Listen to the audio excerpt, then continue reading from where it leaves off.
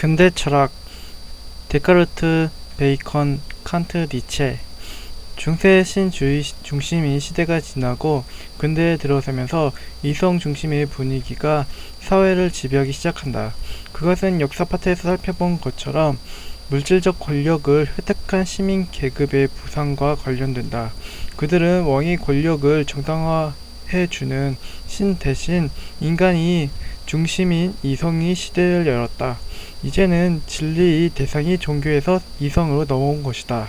하지만 진리의 대상이 변경된 것과는 달리 진리에 대한 입장은 절대주의와 상대주의로 크게 변하지 않는다.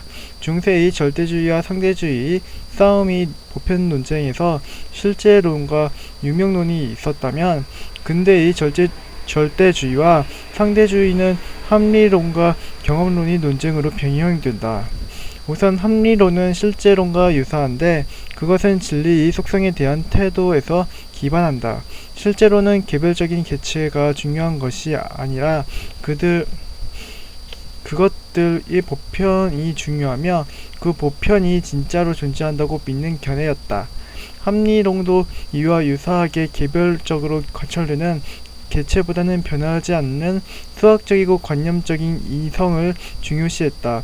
실제론과 합리론은 진리가 절대적이고 보편적이며 어딘가 완벽해야 한다고 생각하는 점에서 닮았다. 중세 유명론과 근대 경험론 역시 유사하다.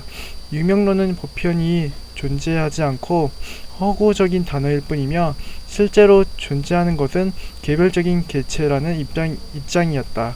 경험론 역시 진리에 도달하는 것은 현실 세계의 개체를 관찰하고 탐구함으로써 가능하다고 주장했다. 이들은 보이지 않는 궁극적 근원을 추구하기보다는 실제로 중요한 것은 변화하고 운동하는 개체들이라고 생각한다는 점에서 닮았다. 아무래도 세계에는 두 종류의 사람이 있는 것 같다. 본질이 중요하다고 믿는 사람들과 현상이 중요하다고 믿는 사람들 말이다. 철학이라는 분야가 어렵고 복잡해 보이지만 실제로는 세부 내용만 조금씩 바뀔 뿐 이 두 종류의 사람들이 시대를 초월해서 싸우고 있는 것이다. 당신은 어떤 사람인가? 절대적이고 본질적이며 현실에 없는 무언가의 질서를 찾으려는 이상적인 사람인가? 아니면 그런 사람들을 꼴보기 싫어하고 눈에 보이는 경험적인 것들을 중시하는 현실적인 사람인가? 근대 사람들이 견지했던 절대주의와 상대주의에 대한 입장을 확인해 본 후 자신이 어떤 견해를 지지하고 있었는지를 생각해 보는 것도 좋겠다. 이제 근대의 합리론과 경험론을 알아보자. 합리론과 경험론은 어떻게 진리에 도달할 수 있는 것인가 하는 방법을 찾는다는 점에서 공통점을 갖는다. 다만 그 답변에서 차이가 드러난다. 그런데 이처럼 진리에 도달하는 방법에 대한 탐구하는 분야를 철학에서는 인신론이라고 부른다. 여기서 잠시 철학에서 매우 중요하게 다뤄지는 존재론과 인신론에 대해 간단히 살펴본 다음 근대 철학에 대한 이야기를 계속하기로 하자. 존재론이 진리가 무엇인가에 대한 답변이라면 인식론은 진리에 도달하는 방법에 대한 답변이라고 할 수 있다. 예를 들어보자. P와 Q는 지금 외계인에 대해 이야기하고 있다. 외계인 진짜 있을까? 그럼 있지. 지금 P와 Q의 대화는 존재론적인 대화다. 존재론은 특정 존재의 유무에 대해서 논하는 분야다. 그리고 중요한 것은 질문을 던지는 방식에 있다. 존재론은 뭐뭐 있는가? 뭐뭐는 있다의 수로로 표현된다. 역사상에서 구체적으로 신이 있는가? 이성이 있는가? 영혼은 무엇인가? 자유는 무엇인가? 신의 존재 방식은 무엇인가? 이성의 본질은 무엇인가? 등의 주제로 논의되었다. 계속해서 P와 Q의 대화를 들어보자. 외계인이 있다고? 어떻게 아는데? 이성적으로 생각해보면 우주가 무한하니까 지구랑 비슷한 물리적 조건을 갖는 행성이 있을 수밖에 없고 같은 물리적 조건이라면 생명의 탄생 조건도 비슷했을 테니까 지금의 대화는 인신론적인 대화다. 인신론은 존재론처럼 있느냐 없느냐의 물음이 아니라 어떻게 우리가 특정 존재를 알 수 있는가에 대해서 묻는다. 무엇을 어떻게 알 수 있는가? 이 서술어로 표현된다. 우리가 신의 뜻을 어떻게 알 수 있는가? 진리에 대해 어떻게 도달할 수 있는가? 영혼의 존재를 어떻게 증명할 수 있을까? 등으로 논의된다. 그런데 존재론이든 인신론이든 대답은 거의 정해져 있다고 봐야 한다. 우선 존재론은 그 대상이 신이건 이성이건 외계인이건 있다 없다 둘 중 하나의 대답으로 정해져 있다. 인신론 역시 대답이 정해져 있다. 어떻게 알 수 있는가에 대한 대답은 이성을 통해 경험을 통해 둘 중 하나의 대답으로 귀결된다. 우리가 무엇인가에 대해 이해하는 방법은 머리로 생각해 봐서 알거나 직접 봐서 알거나 둘 중 하나일 것이기 때문이다. 예를 들어 외계인이 있다는 것을 어떻게 알 수 있는지에 대한 답변으로 앞서 Q처럼 대답한다면 Q는 진리에 도달하는 방법으로 이성을 제시한 것이다. 인신론에 대한 답변으로 이성을 제시하는 입장을 합리론이라고 한다. Q는 합리론자다. 반면 이성적인 사유만으로 판단할 수 없고 실제로 외계인과 접촉해서 눈으로 확인해야만 외계인이 있다고 확신할 수 있다는 주장이 가능한데 이를 경험론이라고 한다. 역사적으로 볼 때 존재론과 인신론은 각각 강조되는 시기가 있었다.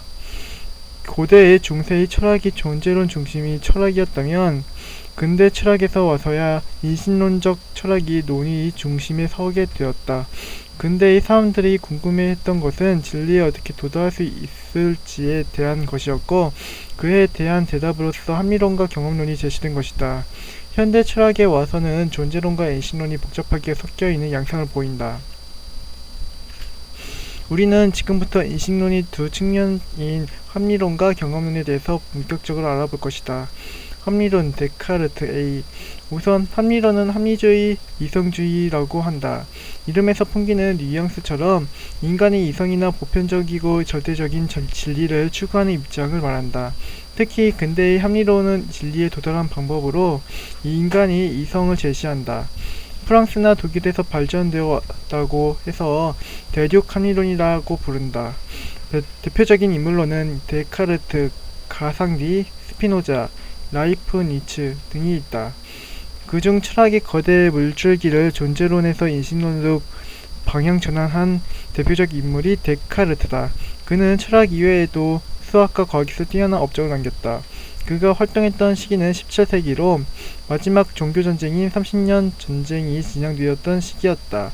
30년 전쟁은 독일을 중심으로 유럽 각지에서 진행되었는데 오랜 전쟁으로 유럽은 허무주의적이고 회의적인 분위기가 형성되어 있었으며 신과 교회의 권위가 약화되고 있었다. 데카르트는 이런 불확실하고 혼란스러운 시대적 분위기를 극복하려면 누구도 의심할 수 없는 절대적이고 확고한 진리가 필요하다고 생각했다. 절대적인 진리를 찾는 방법으로 그는 반대로 모든 것을 의심해 보기 시작했다. 모든 것을 의심하다 보면 도저히 의심할 수 없는 절대적인 진리가 나타날 것이라고 생각했다. 절대적 진리가 발견된다면 그때부터 이 단단한 기반을 토대로 모든 학문체계를 재정립할 수 있을 것이다. 이렇게 진리를 발견하기 위해서 모든 것을 의심하는 데카르트의 방법을 방법적 회의라고 한다. 데카르트는 인간이 지식을 세 가지 범주, 즉 감각적 지식, 일반 지식, 보편적 지식으로 나눠서 의심해 보기 시작했다.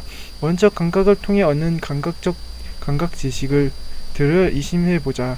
감각은 시각, 후각, 청각, 미각, 촉각이 5가지로 이 5가지 감각 외에 우리가 세상과 만날 수 있는 통로는 없다. 그런데 생각해보면 감각을 통해 들어오는 정보는 불확실하고 나를 속이는 경우가 대다수다.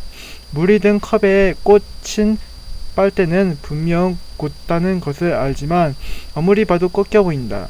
시각이 나를 속이고 있는 것이다. 코가 막히면 아무 냄새도 맡지 못하고 어딘가 정신을 쏟고 있으면 나를 부르는 소리도 못 들을 때가 있다.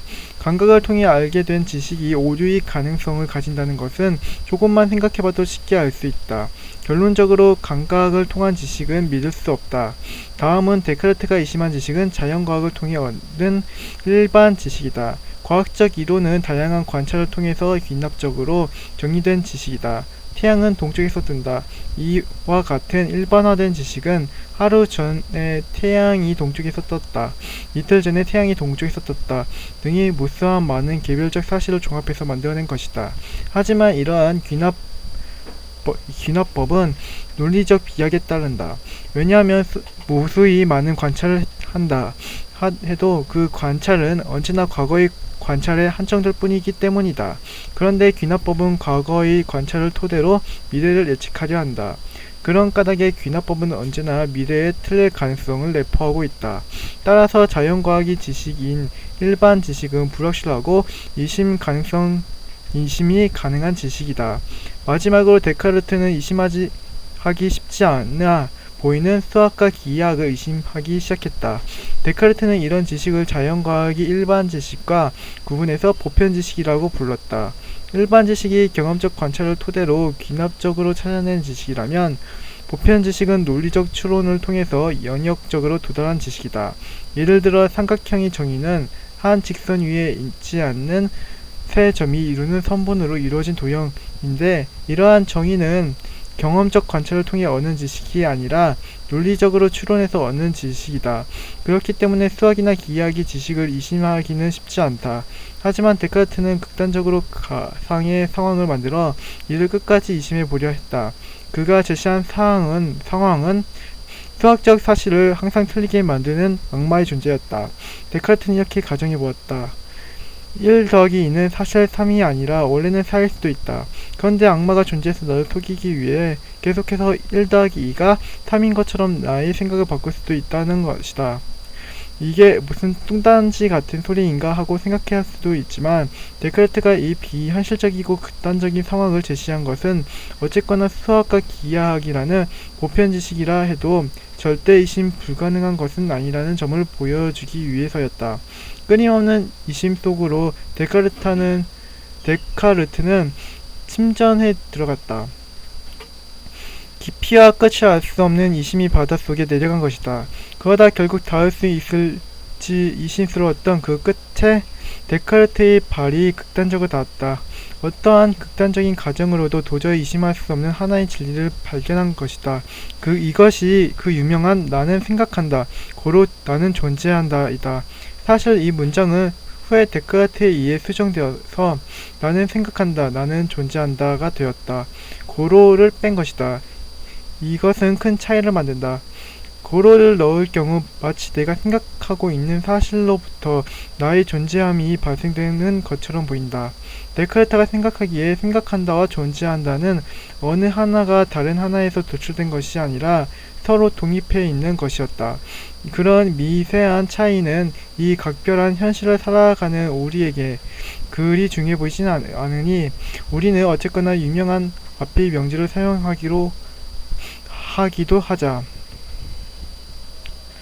데카르트는 이 명제, 나는 생각한다, 고로 나는 존재한다를 의심할 수 없는 제1명제라고 불렀다. 이 명제는 나눠 생각해 봐야 한다. 우선 나는 생각한다부터 알아보자. 단적으로 말해서 나는 생각한다는 도저히 의심할 수 없는 명제다. 왜냐하면 정말 내가 생각하고 있는 것일까 하고 의심하는 순간 나는 의심이라는 생각을 하고 있는 것이기 때문이다. 나는 내가 생각하는지 의심하는 순간마다 내가 생각하고 있음을 발견하게 된다. 이로써 나는 생각한다라는 명제는 의심할 수 없는 진리가 된다. 다음으로 나는 존재한다에 대해 생각해보자. 일단 내가 생각하고 있음을 확실해졌다. 그런데 내가 생각하기 위해서는 생각하고 있는 주체로서의 나가 반드시 있어야 한다. 내가 생각하고 있음이 확실하다면 나는 존재할 수밖에 없는 것이다. 따라서 차례로 두 문장을 의심할 수 없음이 도출된다. 나는 생각한다는 의심할 수 없고, 나는 존재한다는 것도 필연적으로 증명된다. 이제 나를 증명했으니 데카르트에게 나온 것은 세상에 대한 증명이다. 세상을 증명하는 일은 참으로 쓸데없어 보일지 몰라도 한번 의심해 보기 시작하면 정말 의심스러운 게 세상이다. 우리는 눈앞에 펼쳐진 세상이 실제로 존재한다고 당연하게 생각하지만 그렇지 않을 가능성이 충분하다. 사실 당신은 지금 꿈을 꾸고 있을 것일 수도 있고, 혹은 식물 인간으로 10년째 병원 침대에 누워있는 중일지도 모른다. 지금 보이는 것들은 당신이 상상력이 만들어낸 세계일 수도 있다. 눈앞의 세계가 실제의 세계가 아닐 수도 있다는 생각은 동양과 서양이 오랜 역사에서 등장하는 사고방식이다. 장자의 호접봉이 그렇고 서구 현대 철학이 하이퍼 리얼리티 개념이 그러하다. 어쨌거나 데카르트도 눈앞의 세계가 충분히 허구이거나 가짜일 가능성이 있다고 생각했던 것 같다. 그렇다면 이 세상은 진짜임을 어떻게 증명할 것인가? 데카르트는 세상을 증명하기 위해서 신의 관념을 끌어들였다. 다시 제1명제로 돌아가자. 내가 생각하고 존재하는 것은 증명되었다. 그런데 내 생각 속을 들여다보면 독특한 관념이 하나 있는데 그것은 신에 대한 관념이다. 이 관념이 독특한 것은 신은 개념상 완전하고 절대적이기 때문이다. 생각해보면 나는 나 자신도 의심하고 세상도 의심할 정도로 불완전한 존재인데 나에게는 이미 완전함이라는 개념이 머릿속에 자리 잡고 있다. 질서에서는 무질서가 도출될 수 있어도 무질서한 것에서 질서가 도출되지 않듯 불완전한 것에서 완전함을 도출할 수는 없다. 쉽게 예를 들어보자. 우리가 귤나무 밑을 지나가다가 나무 밑에 귤들이 떨어져 있는 것을 보았다. 그런데 놀랍게도 떨어진 귤들이 별이 마방지 모양을 하고 있었다. 그럼 우리는 두 가지 가능성을 고민할 수 있다. 떨어진 귤들이 정말 우연히도 별의 모양을 만들었거나 혹은 어떤 지성적인 존재가 떨어진 귤들을 별 모양으로 배치했거나 당연히 후자가 타당한 답변일 것이다. 왜냐하면 질서란 질서를 기획할 수 있는 주체에게서만 나오기 때문이다. 무질서와 불완전성에서 질서와 완전성을 도출되지 않는다. 마찬가지로 불완전한 내가 신이라는 완전한 개념을 가질 수 있는 것도 외부의 절대적 존재가 나에게 신의 개념을 주입해 주어서일 것이다. 따라서 절대적 존재로서 신은 존재할 수밖에 없다. 정리해보면 데카르트는 나를 증명하고 내 관념 속에서 발견되는 완전함이라는 개념을 근거로 외부에 신이 존재할 수밖에 없음을 증명했다. 그리고 이제 세계를 증명할 차례다. 데카르트에 따르면 신은 개념상 완벽하기 때문에 이 개념 안에는 성실함도 포함될 것이다. 신이 개념상 신은 방만하거나 불성실하거나 나태할 수 없다. 따라서 성실한 신은 나를 속이지 않고 이 세계를 존재하게 될 것이다. 결론적으로 신이 있다면 세계는 존재해야만 한다. 차례로 나, 신, 세계가 증명되었다. 무신론자이거나 신자유주의 사회를 살아가는 현대인이라면 도대체 이게 무슨 증명인가 싶겠지만 데카르트가 반복적인 회의를 통해 나와 세계를 증명하는 과정은 그 내용보다는 형식에서 의미를 찾을 수가 있다. 데카르트는 이전까지 시대는 신 중심이 중세였다. 당시에는 신이 중요할 뿐 인간은 가치나 중요성을 갖지 않았다. 인간과 현실 세계는 신이 피조물로서 인간의 존재의 의미는 신으로부터 도출되었다. 신이 제1 원인자이고 그로부터 파생되는 존재가 인간이었던 것이다.